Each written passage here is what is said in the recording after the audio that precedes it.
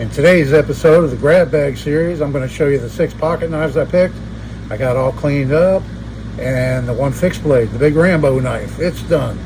So I'm going to show those to you, and then we're going to grab some more to work on. Coming right up.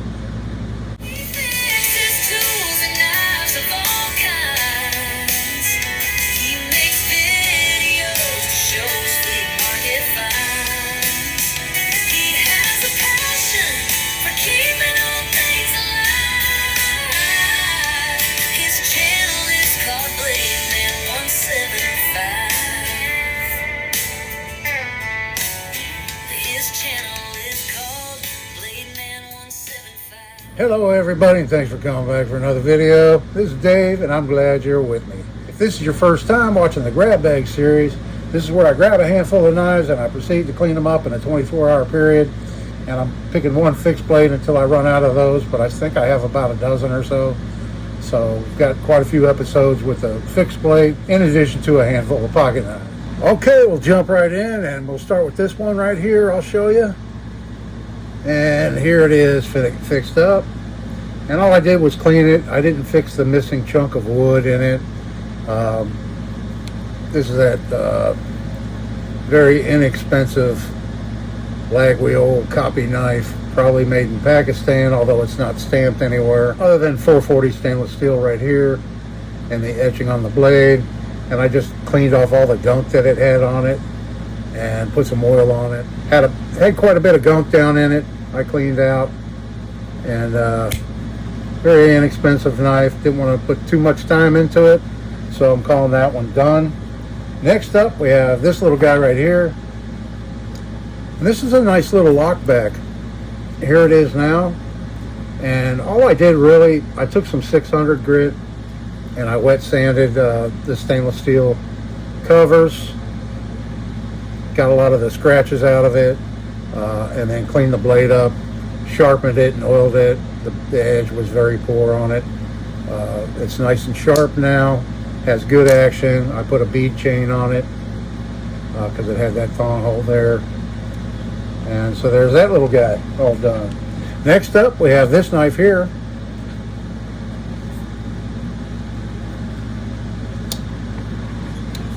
And here it is. And this is our Ulster TL29 electrician's knife, and it cleaned up very nice. It does have some pitting here in the main blade, a little bit there, and a little bit on the screwdriver blade here. But otherwise, it cleaned up very nice. It's a very good functioning knife, nice and tight, good snap.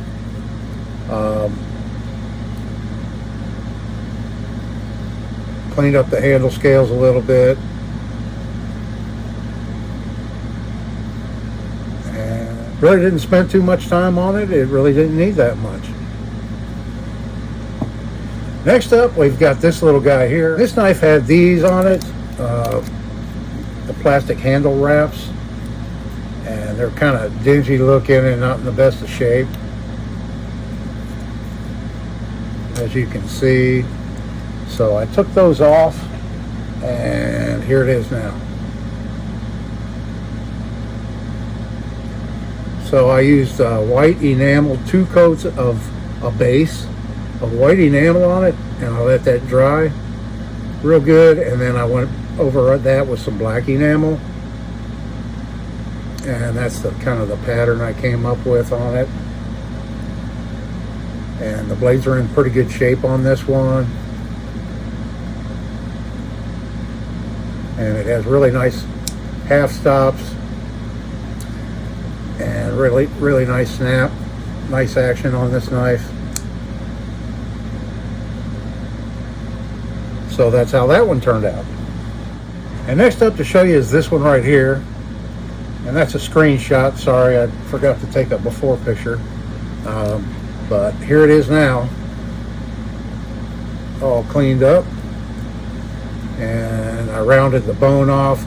I did notice in cleaning it up right here, it's kind of chipped.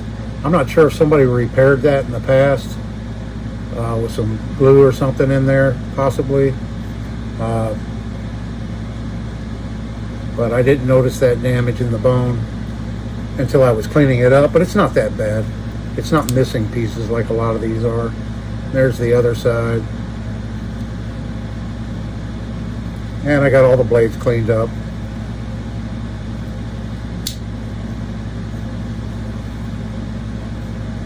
So there's our Japanese hobo knife.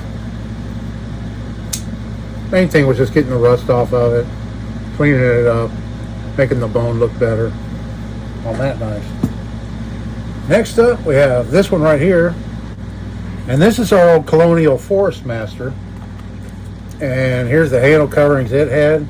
They were very shrunk up and very nasty looking handle scales. So now we have this guy. I put African cherry on it. And it was a little tricky to do with this thin veneer. I had to do it twice. That's why I spent more time on this one than some of the others, because I ended up doing it twice.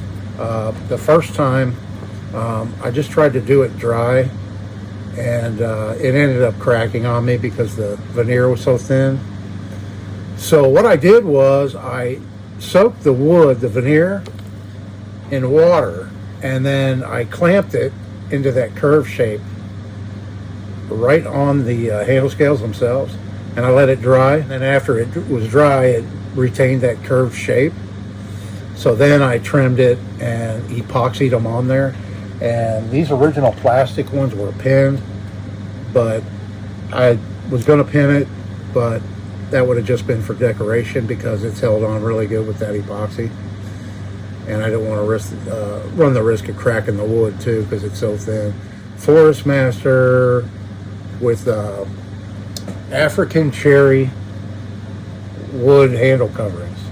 Yeah, that's the first time doing that. But now that I've done it and it was successful, it'd be very easy to redo again. I could have used steam too. I do have a steamer I could have used, but just soaking it in water seemed to make the fibers pliable enough to where it could bend over that in that arch shape. Yeah, so I think it came out pretty good. All right, and then next up we have the Rambo knife, and here it is before, and here it is done. So start off with the sheath. I just put some of my leather conditioner on it, gave it a good treatment of leather conditioner, and sheath's not in bad shape at all. I added on the leg tie, and that's about it on the sheath. And then the knife itself, it had all that gunk on the blade, and this kind of center part of the blade right here was actually bead blasted. I guess that's what they did out of the factory. It looked like a bead blasted finish on it. So taking that, I think it was Gorilla Glue or spray foam, one or two. I think it might have been Gorilla Glue.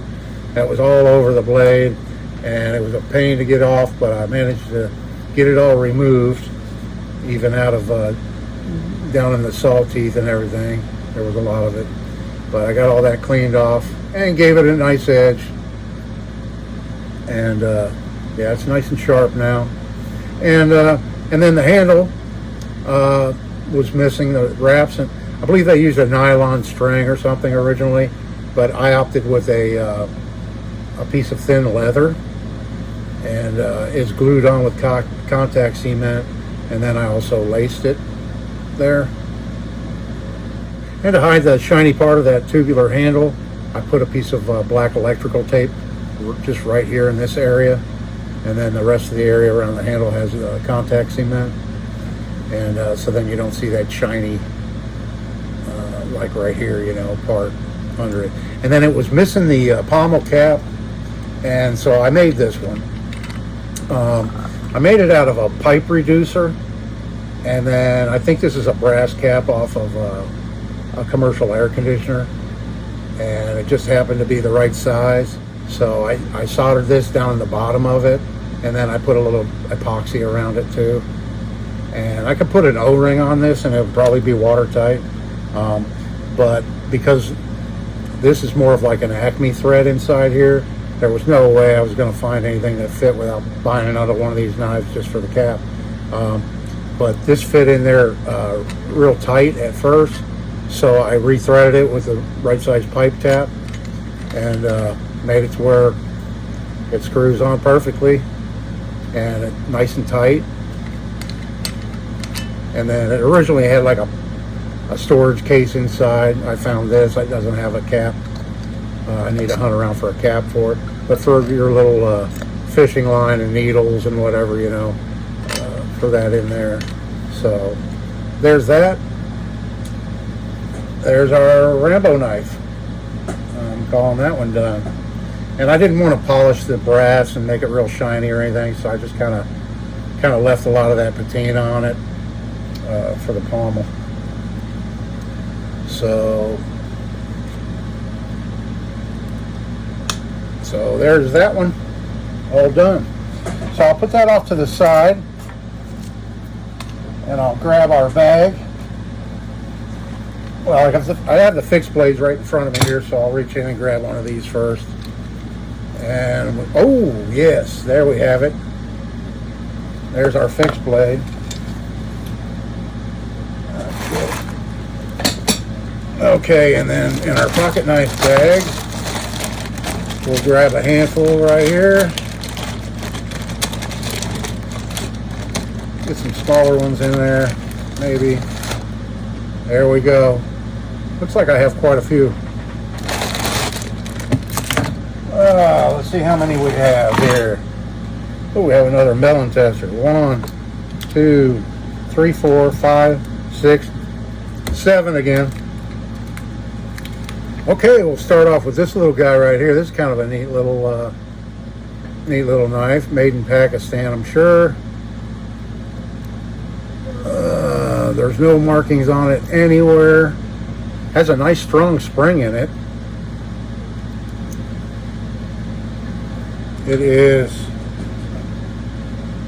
It's about a 2-inch blade on this one. Little small keychain knife.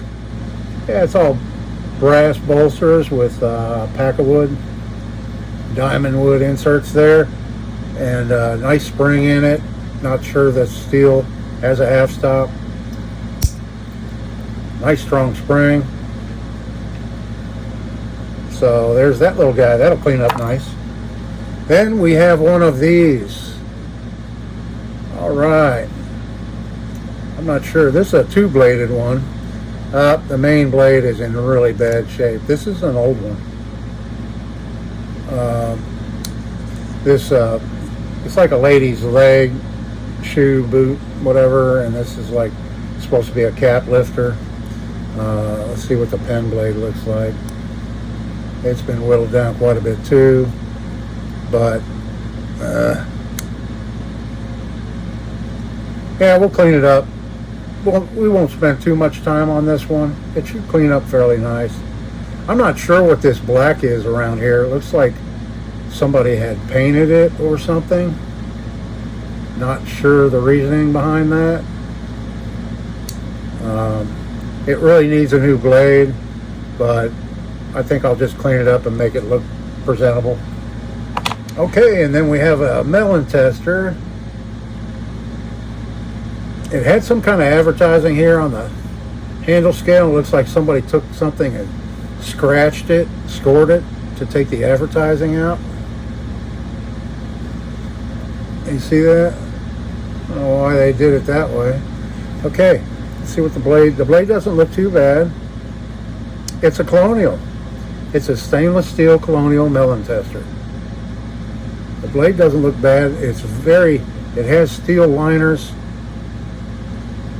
and the liners are very rusty. Very rusty liners in it. That's unfortunate.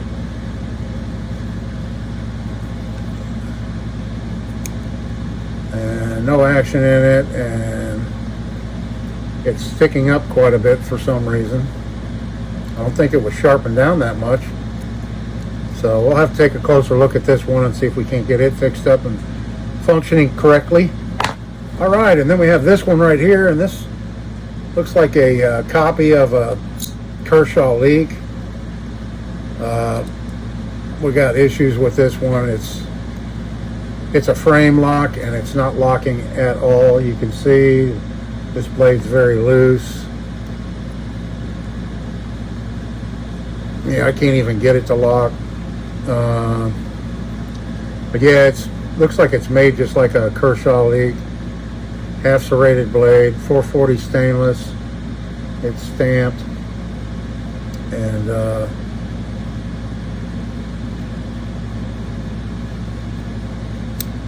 this is an assisted knife, but without it locking up and working properly. So we'll work on this one. Next up, we have Hawks Nest State Park, West Virginia knife in pretty poor shape. I don't know why this celluloid handle looks so much brighter than this one. Rust maybe has seeped underneath it, into it. Let's see, the blade doesn't look too terribly bad. This is a knife by The Ideal Company with the chisel ground blade there. It is pretty rusted on the back here, so there'll probably be some pitting, I'm sure, in that blade. And then the pen blade, the same thing. Quite a bit of rust on it there. Has good action. Not a very pretty knife at all. But we'll see what we can't do with this one. Two more pocket knives. Oh, look at this one here. There's no nail nick. This is one of those trick knives. Let's see if I can remember how to open it. Tip up, push it in, yep, and then it pops out. And it almost looks like a little cap lifter, doesn't it? But that's actually the locking mechanism. There's a little bar in here that slides back and forth. It's got some rust on the blade. All I see is a patent number on it. I assume it's made by Colonial or one of those manufacturers. Yeah, the handles don't look the prettiest. This was an advertising knife for APA Oklahoma City warehouse. So yeah, we'll see what we can't do with this one.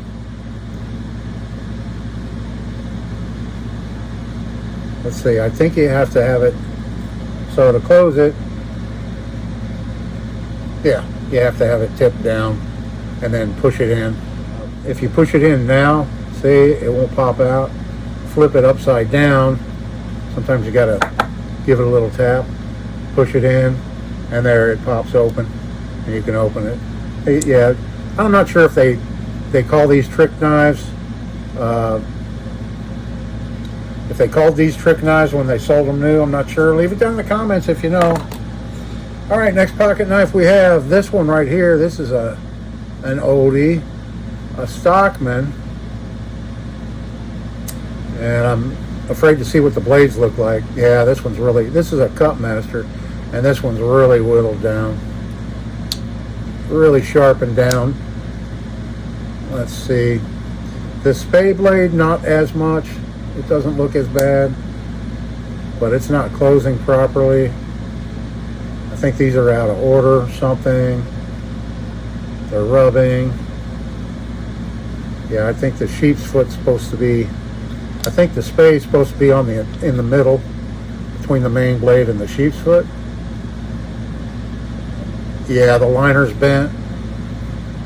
If you can see right here, we've got a bent liner, so that's causing it to not operate properly. So we'll get that fixed. It's not real bone handles, it's some kind of a plastic material, some kind of a jigged plastic material for the handles. We've got a little crack right here in that one. The pin, yeah, it's separating, the knife's separating a little bit right there, and that pin's not looking too good. So this one needs quite a bit of work too. And then last up, we've got this guy right here, a dagger with a red painted handle. It looks like a wooden handle, painted red. It's a metal scabbard.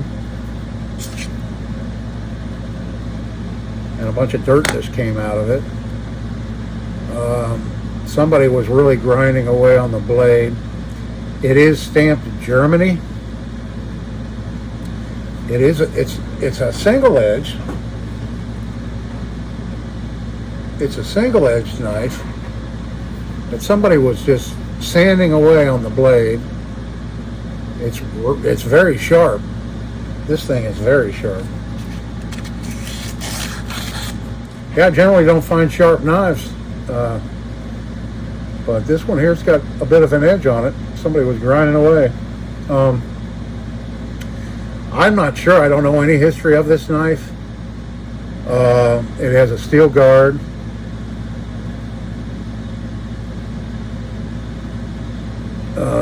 Wooden handle. I've got some damage in the handle right here. Not sure why it's painted red like it is. Somebody spray painted it. Covered the tang and everything with it. It is a full tang knife. So we'll get this one cleaned up. And the scabbard, like I said, it's metal and leather. This part here is leather. It's not in too bad a shape. Not sure how old this thing is, but I don't know. It seems kind of vintage. It's just stamped Germany that I can see, but we'll get it cleaned up and see what it says. See if there's any other markings on it when I clean it up, if they haven't been ground off already. We'll get this one cleaned up. So I went to the flea market this past weekend, and I did find some knives, and I threw them in this bag, and I kind of mixed them all up in there. So I'll probably forget which ones they are and where I got them, because there's so many in there. But I am adding to it so we can keep this series going for a while. So I hope you're enjoying it. I appreciate you all watching. I hope you're having a great day today. Come on back for the next one. This is Dave. See you in the next one.